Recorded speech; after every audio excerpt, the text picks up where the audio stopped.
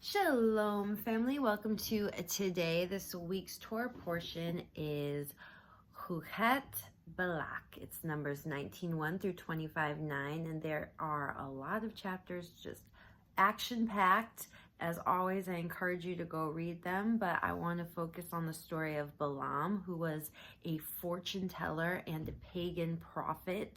Balaam was summoned by Balak, the king of the Moabites, to curse Israel. And on Balaam's way to Balak's palace, his donkey is frightened by the angel of the Lord, who keeps showing up on the road in front of them with a sword drawn.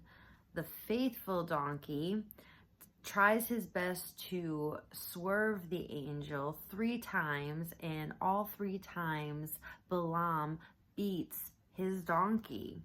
It's on the 3rd time that God opens the donkey's mouth to speak, and it's then that Balaam sees the angel of the Lord and repents. Speaking only the words the Lord allows him, Balaam goes on to bless the Israelites every time Balak asks him to curse them. Despite his spiritual gifts, Balaam's heart is wicked, and while he never curses Israel, he instructs Balak on how to put a stumbling block before the Israelites. It's a wild story. Go read it. But my big takeaways are, first, someone can have spiritual gifts without having the Holy Spirit. Reading this week's Parsha, it's clear Balaam had a relationship with the one true God, and he even spoke to God, much like we see Moses doing throughout Torah. He had profound spiritual gifts, but unlike Moses, Balaam had selfish motives that revealed his wicked heart. Someone wrote, all spiritual gifts are from the Creator, but some prophets use them to glorify God, and some use them to glorify themselves. God sees a person's heart and the motives within it.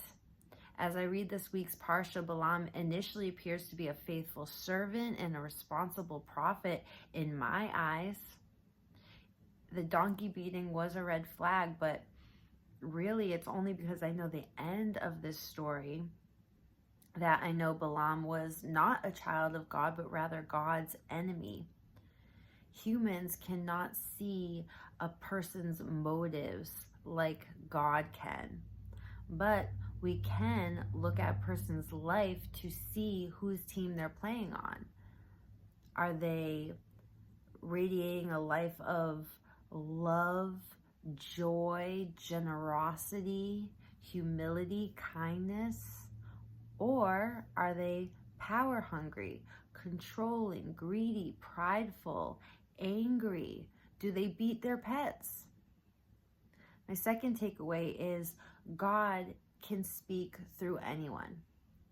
In this week's Torah portion alone, we see him speak through Moses, a donkey, a pagan, and the angel of the Lord. So consider this as you go about your day. Who is God speaking to you through? My prayer today is we hear God's voice in any unexpected way he chooses to speak to us. I also pray that you have a restful, peaceful Sabbath, and Shabbat Shalom. I love you all.